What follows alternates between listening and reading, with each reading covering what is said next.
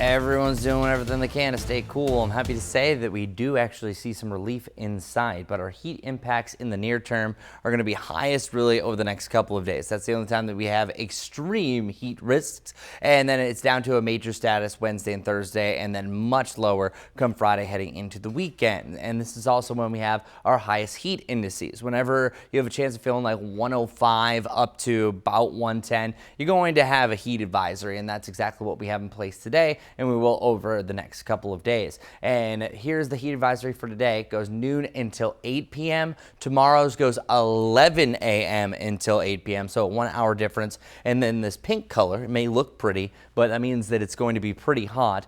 We're anywhere from 110 to 115 plus is where heat indices could reach over that area from Raleigh down even for Shiraz. So Shiraz, even though you're technically under a heat advisory, you could pop up to 115 yet again today. So here's where I got all that information as far as the heat impacts. This is actually a product brought to us by the National Weather Service. You're really based on heat indices in general. We're starting to see that purple disappear. That's at extreme threshold through your Tuesday, and then Wednesday and beyond, pretty much we have just a major downgrade to a moderate threat. The reason why we're less likely to hit 100 each day, today I think is the last one that we really have a decent shot, is because that heat dome is starting to move. When it's directly over us, that maximizes our warm up, and that's usually when we can try to challenge that 104, which is the hottest Charlotte has ever gotten in its history. But once this moves off towards the west, we start to break this down, and that's going to shift our upper level pattern to allow for some cooler air to filter in. Yes, we are going to see some rain with this, but look at that. 88 on Friday, 81 on Saturday. Now, this could mean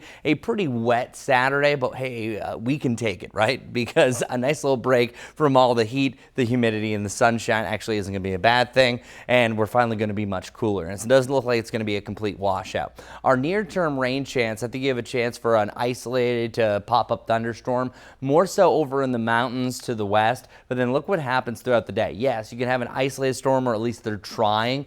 After the sun sets, that's where I think we have scattered storms north of I-40. These are slowly going to bend and twist down towards the south. So likely you might see the lightning off in the distance pretty early into the evening, but it might not be until either side of midnight that we see some developing storms. Those eventually race out of here, and then we have a better chance for storms to develop in the mountains. Really each day, better chance for storms to pop up during the afternoon as we get further away from that 100-degree point, and then we'll do the same type of forecast on Wednesday. Storms just pretty much have a mind of their own, but they're becoming a little bit more scattered as we work our way through the week. So our weather alert days, we're still weather alert through Thursday. Thursday's the one that could be dropped off early. That was added last minute because it did look like we were trending a little bit hotter. Still feeling like 100 plus, just not up to that 105 max to get a heat advisory. After that, we have 88 degrees. That officially will end our 90-degree streak, and I think at this point it'll get up to 25. Today we're already tying the number 4 spot, and then the lower 80s is never seen so welcoming.